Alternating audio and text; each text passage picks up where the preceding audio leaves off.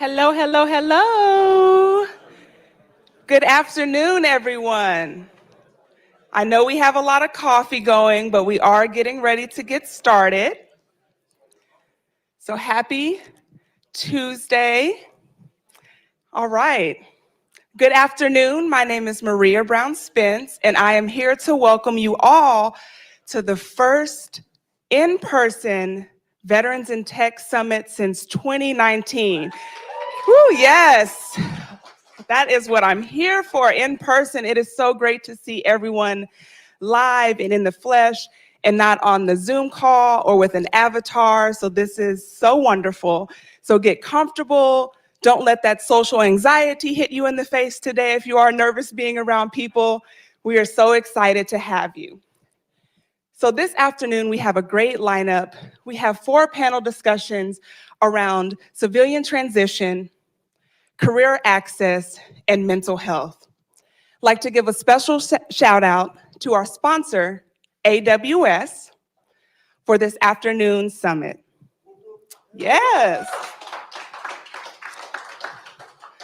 All right, so to get started, I'd like to introduce you to Jorge Manresa and Marcos Ceventes. Hey, thank you, Maria. Awesome. Thank you, Maria. I appreciate the intro. Marcos, come on up. Hello. Awesome. Test. There we go. I think they can hear you. I can hear you. So, hey, no, thanks everybody for coming out to Veterans in Tech. We're really super excited for you to come out here to Capital Factory. And I just want to do a brief intro as far as like Capital Factory. I see a lot of faces that have been around our ecosystem. Samantha Snaves, what's up? A lot of entrepreneurs that have been in this ecosystem for a little bit, and also a lot of new entrepreneurs that are just showing up. So for the benefit of those that are new in this ecosystem, I want to say that Capital Factory is a really unique place. We call ourselves the center of gravity of entrepreneurship in Texas, and that's no lie. I mean, we are totally attracting startups from all over the state of Texas, not just Austin, and we really bring capability, mentoring, and just overall support to the startup ecosystem, right, Marcos? Tons of support. Just like what we experienced, those vets in here, it's a team effort, an absolute team. This is my teammate. We have all of the Capital Factory teammates here together because it's more than just one person. It takes that team and really to be centered around meeting either your objective or their objective. Yeah, so center of gravity, let's kind of break that down a little bit. Right now, I'm the vice president for federal defense programs and industrial capacity expansion here at Capital Factory. And not only a center of gravity for entrepreneurs, but we're also a center of gravity for our federal partners. So we have Army Futures Command. I mean, they recognized Capital Factory as being a center of gravity for the emergent industry sector. And Army Futures Command really had a vested interest, to meet national security objectives by better plugging in with a lot of our emergent industry founders. We also have the United States Air Force and their AFWorks team here on the first floor. They recognize Capital Factory as a center of gravity. And then we also have other partners across federal government, from the National Geospatial Agency. We have the Texas Military Department. So our Army and Air National Guard components here in the state of Texas actually sit here on the 8th floor and use Capital Factory as that center of gravity in which to connect to our local and regional founders to find great technologies and solutions to help Texas and the broader region whenever we have things that the state can take care of. So really exciting. What we do here at Capital Factory is just bringing the ecosystem together, really buoying everybody up, rising tides together to bring success to our entrepreneurs.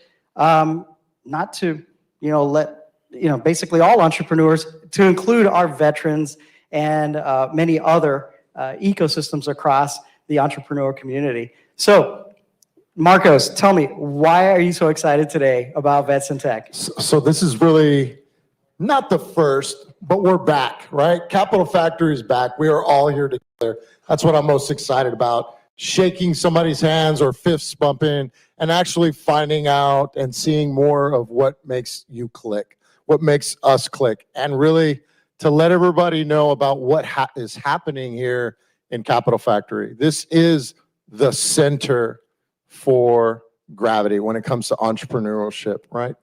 And the fact that the Army has placed a 4-star command just 3 blocks down is a clear indicator of how important innovation is to our way of life and the protection of that. And it takes not sitting behind a fort, not sitting behind all the checkpoints at the Pentagon, swipe this, swipe that, to really find out where and when innovation happens. It happens when you have the idea. That's when we should be talking to you and helping you foster that idea to meet the challenges going forward. That's where the investment should start. And it's happening here in the Center for Defense Innovation and even all over, because technology doesn't know who the end user is. It could be a soldier, it could be a civilian. It also could be our adversary. So we need to be mindful of that and really collect and have that visibility of what's going on here. Thank you for being here. Yeah, so thank you, Marcos, for that. This is going to be really, really great day today. Just to let everybody know here, we do have all those different commands, Army and Air Force here. So know that as veterans in tech, or if you're an entrepreneur seeking veteran capability and know-how, you can do that at Capital Factory here without having to bring in a common access card or go through security. You can do that, knock on their door, and work with our defense partners. But just to let everybody know, caveat, we talk a lot about defense innovation and federal innovation, but veterans don't just do things buying tanks, planes, and guns. We do things in healthcare. We do education, coding, right? Manufacturing, textiles, hey, even fashion and nutrition. All those things are relevant that the veterans can bring really great ideas and know-how to those various industry sectors, as well as industry sectors showing and leveraging the know-how and working collaboratively with the veteran community. So I'm really excited about today. I'm going to get off the stage here in a second. We have some great programming talking about health and tech. We've got various panelists from really great founders across different industry sectors. And we want to just encourage everybody to stick around because whether you're a veteran or you're a spouse and you're looking for a job, there are founders looking for your talent and definitely want to connect you with those people during the happy hour and see if you can bring other veterans great opportunities in the emergent industry sector. So let me foot stomp that. Yeah. You guys have talent. Those veterans, you have talent and it's proven. Yeah. And you have to be able to vocalize that to kind of help yourself and others meet their objectives. So be proud of what you guys are doing, have done, and will continue to do. So thank you guys for being here. Thank you. Over to you, Maria. All right. Thank you so much, Jorge and Marcos. All right. So as this is a Vets in Tech Summit, I'd like to start with seeing what branches of service we have here represented in the room. So I served 5 years in the Army National Guard, and my parents, both of them, were in the Marines. Can you believe it? Yes. It was a tough life. No. So how many Army service members, veterans, active duty, retired do we have in the house? All right. Marine Corps? Ooh, tough crowd. Okay, I know we're going to have Air Force in the room. Oh. All right. Navy? Oh, okay. Subtle Navy back here. Coast Guard? All right, okay. Look at this representation in the room. See, Texas never fails me when it comes to the military community. All right, so after we have these panel discussions, we also have happy hour. There's some kind of stereotype that people in the military love happy hour. May or may not be true, but if you stay after, you'll find out. And we'll also have a job fair. So if you are part of that great resignation and now you're looking to return back to the workforce, this is the place for you to be after this panel discussion. All right, so we're gonna go ahead and get started with our first fireside chat. I'd like to bring up Anita Roberts, managing partner at Silicon Hills Capital, and Samantha Snabbs, co-founder and catalyst of RE3D. Welcome to the stage.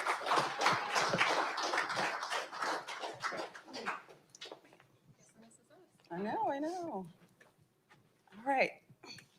Well, good morning, everybody. And man, isn't this awesome? We get to see you in person and touch and feel you. Well, welcome, Samantha. Thanks for having me. So tell us, I'm Anita Roberts, as she said. I'm a retired lieutenant colonel. I'm also an emerging manager. I have a fund. We fund companies like yours, underrepresented founders. So I'll definitely give you my information later. So if you're looking to build a company, especially in tech, I'd love to talk to you. So Samantha, again, tell us a little bit about who you are and what you do. Sure, I'm an Air Force reservist on the weekend for the Air Guard, and during the week I have the honor of serving as a co-founder and catalyst for Re3D. We make large, affordable 3D printers, start at the size of a toilet, go as big as your budget.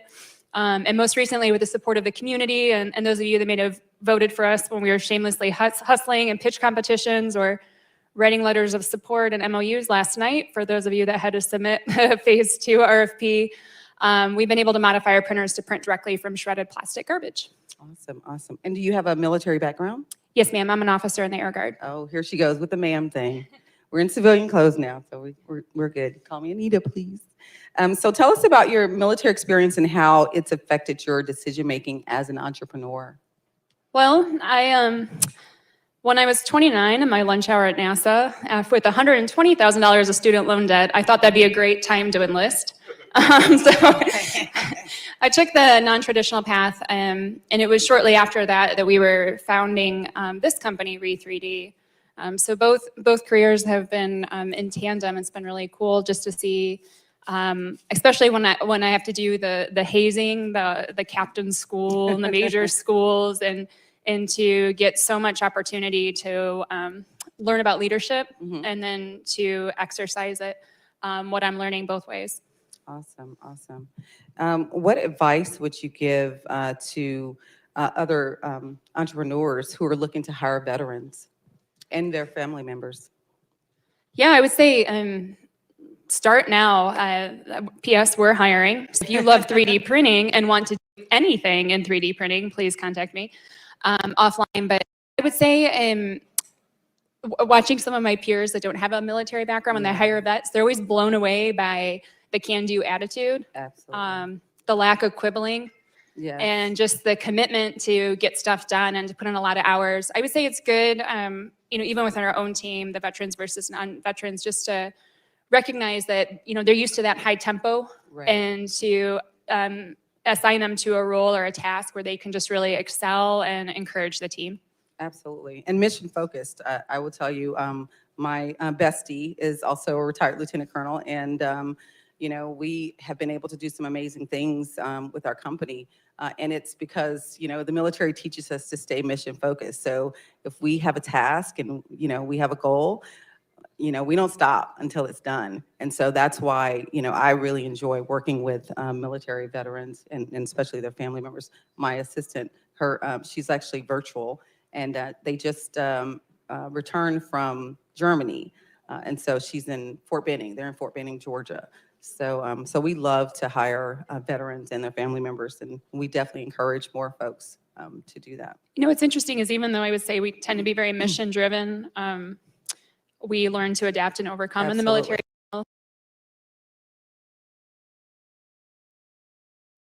Running towards that North Star. Right, absolutely, absolutely. Let's tell us a little bit about how you got started as an entrepreneur. Yeah, I'm what they call an accidental entrepreneur. I've always been very mission driven. So I wanted to be an astronaut and then accidentally started my first company because I knew I needed research experience to get more points on the application, and ended up as a research tech on what was a DARPA grant. I didn't even know what DARPA was at the time. And that went on to commercialization. And at the age of 22, I was given permission to patent the hardware. I was like $1 million underspent. I was really proud of not spending money back then. So I was allowed to use that for the IP. And then we spun out. My former boss became my business partner and started that company. I sold it in 2009 during the last recession. Awesome. And then- Congratulations. That's awesome. Got to work with my friends at, Yeah, for sure. at NASA, and it was there I was volunteering with Engineers Without Borders, NASA Johnson Space Center, and that peer group ended up forming Re3D. So That's awesome. no plan, just kind of bumbling around life, Yeah. trying to save the world through 3D printing. Yeah, I agree. I retired in 2008 and kind of fell into entrepreneurship as well.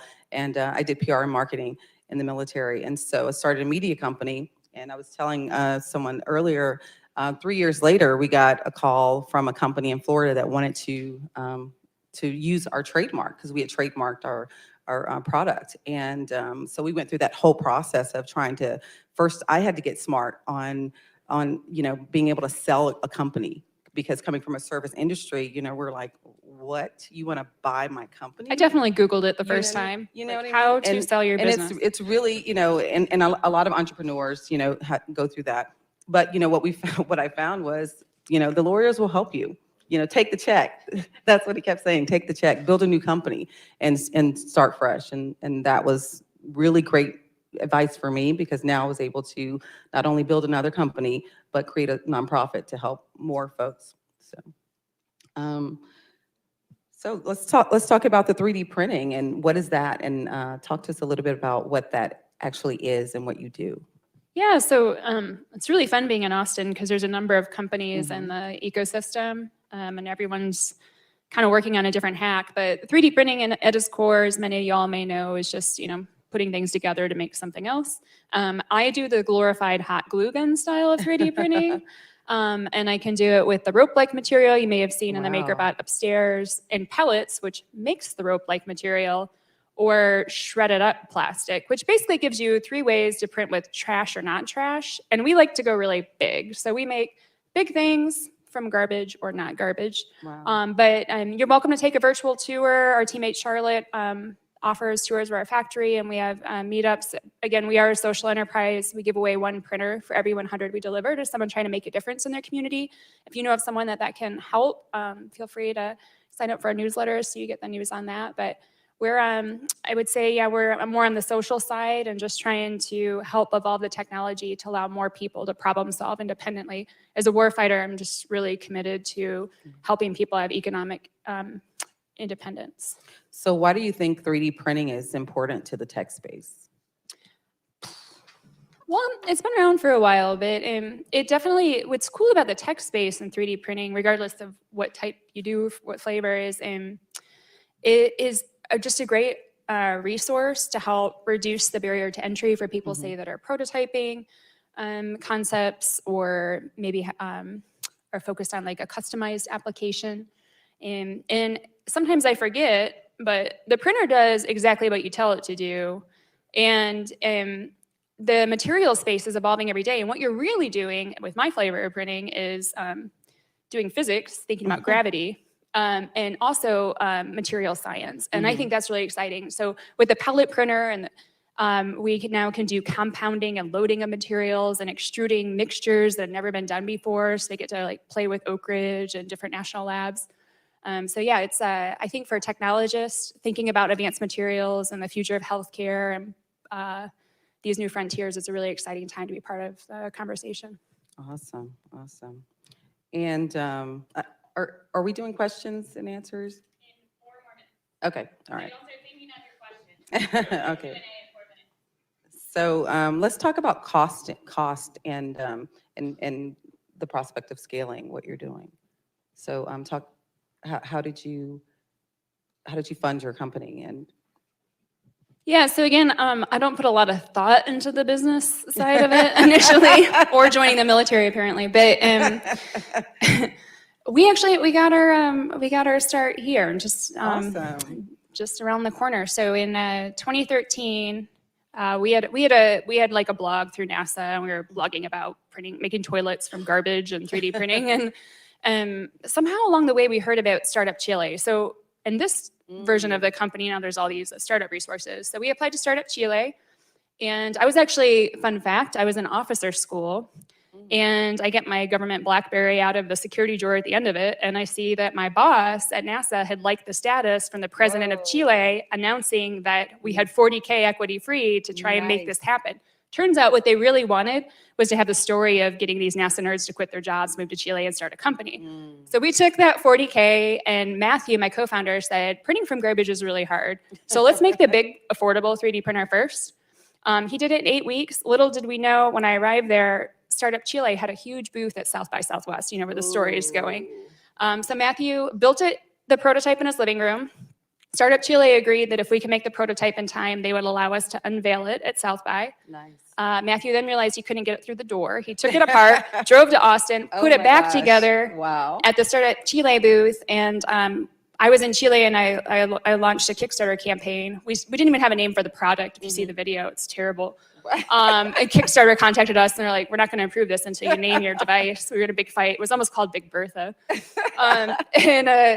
And like that. We pushed go. The doors opened to the exhibit hall, and the media comes through, and we were funded in 27 hours instantly in 23 countries. And we're off to the races. So we've continued to run a Ponzi scheme with pre-orders and pitch competitions and grants. And we're in I think we might be in 60 countries. I need to count it now, but all over the world, different configurations. It's really fun. That's amazing. Awesome. That's a great story. I'm sorry. I thought you had a question. Okay. Awesome. Well, so where are you now? So how's your company?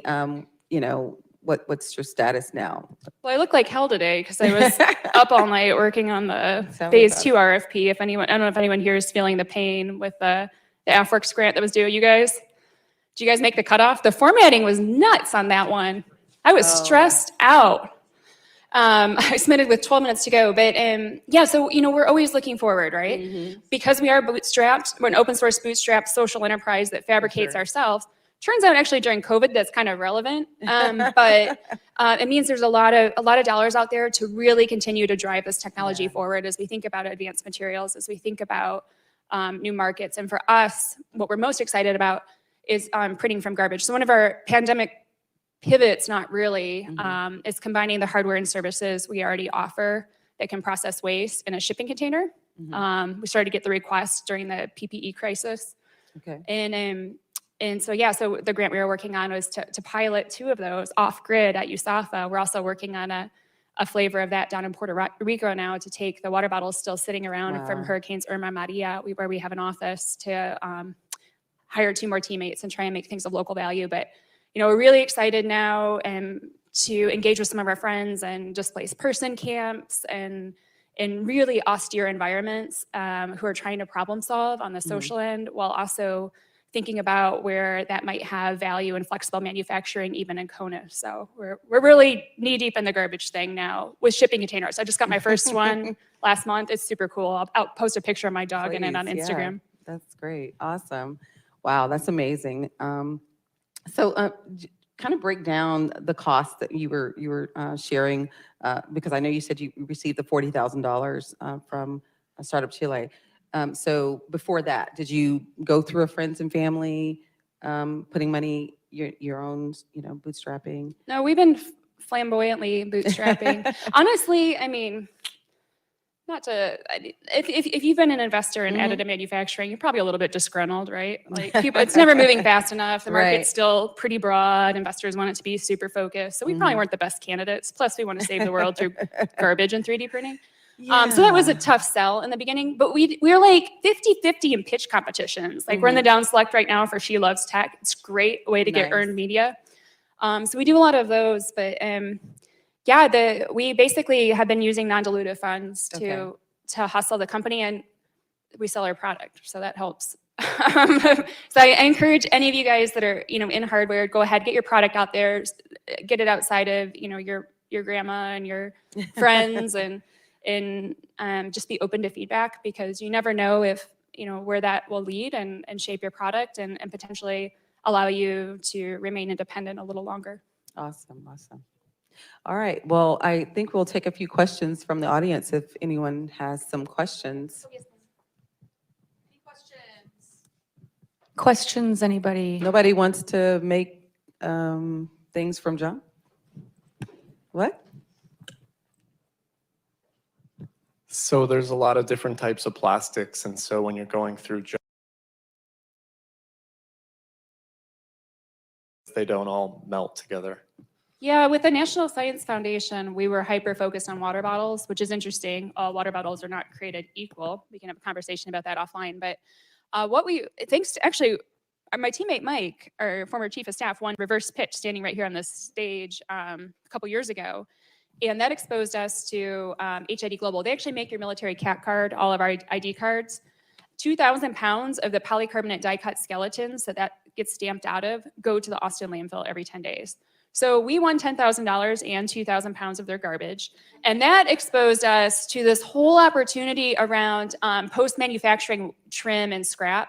So a lot of the conversations we're having now with different strategics are thinking about how they could use their own waste, especially during COVID, to potentially make something like jig, a fixture, reduce downtime, inventory holding, and or partner with their community for a tax incentive while making their hitting their ESGs. So right now, we're hyper-focused on any type of manufacturing waste, and it comes in a lot of formats. If you want to chat offline, I'd love to see what you think we should be printing with.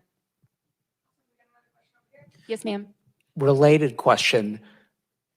Do you guys do any materials other than plastics? Well, this is a fun one. No, but with the pellet printer, we're finding we can print with like lunar regolith simulant or basalt and metals that are like 80% metal by weight. So there's still a plasticizer in there. It's still a thermoform plastic. It also is interesting, like in terms of like loading with wood pulp or other sustainable materials. So technically they're all plastics, but now we're getting closer to it being less plastic and more other stuff.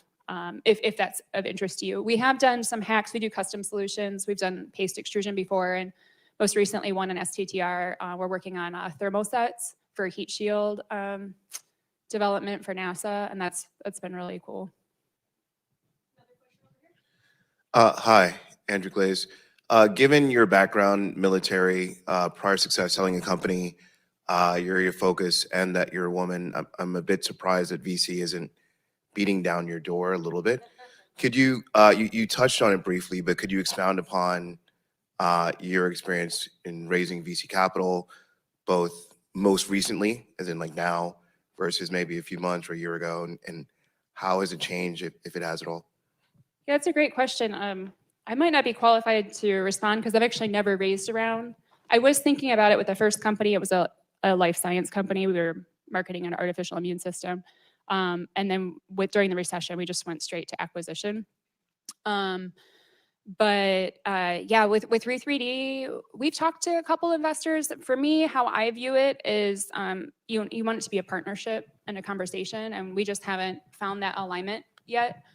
And unfortunately, like for where our technology is from a VC perspective, it's not super lucrative. If you're looking to, you know, it's funny, I was pitching and she loves tech, and I said, you know, I can't 10x your return in 18 months. And the VC said, I'm not looking for 10x, I'm looking for 100x in 18 months.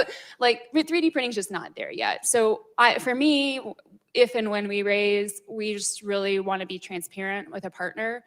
And in our market, it's really, really broad. And a lot of investors, I don't know if you would agree, really like to see concentration. So a cool breakout opportunity that has evolved in AM has been the dental applications. So I would definitely bet on that. But you know, a lot of our market still is really uncertain, especially on the garbage side. We're still proving it. So we found it's better just to offset the cost of our engineers doing R&D with non-dilutive resources. That being said, we do hold a $1 million safe, no cap or discount. That was the term with the WeWork Global Creator Award we won, which has now been sold to SoftBank of the Cayman Islands. Yeah, wow. So, Awesome. Yeah, go ahead. Of course. oh, sure. We say Re3D. It's RE hipster : 3 like the number, D like Delta. And it's re3d.org. I also have a problem with people taking our name lately. I should have bought re3d.com. It's kind of annoying. Please don't borrow our name. Can you can't trademark it now? So fun fact, I did, but when you trademark, I had a long conversation with multiple lawyers because I wasn't smart enough to process this. You then have to litigate it, basically to retain its value. Yeah. So people are just taking our name and Yeah, and if And you now don't I gotta litigate sue it, them it's all. worthless, yeah. Yeah. Yeah, it's a whole other topic about trademarks. Yeah. Yeah. So are we at time or do we have more? Okay. Well, one more minute. Well, I wanted to talk to him about the VC space. So I will tell you, as a VC, we definitely are looking for companies that are scalable, IPO-able. So they, like she said, not sure if that would be one of them. I don't but- have an exit strategy. right. She's got, yeah, you definitely need an exit strategy for that. So, because we take equity in your company. So, all right. Well, thank you guys for having us. We really Thanks for your appreciate time. you listening. Awesome. I know. Thanks. It was great to. Yeah. What is an in-person event if we don't take pictures, right? It's different than a screenshot.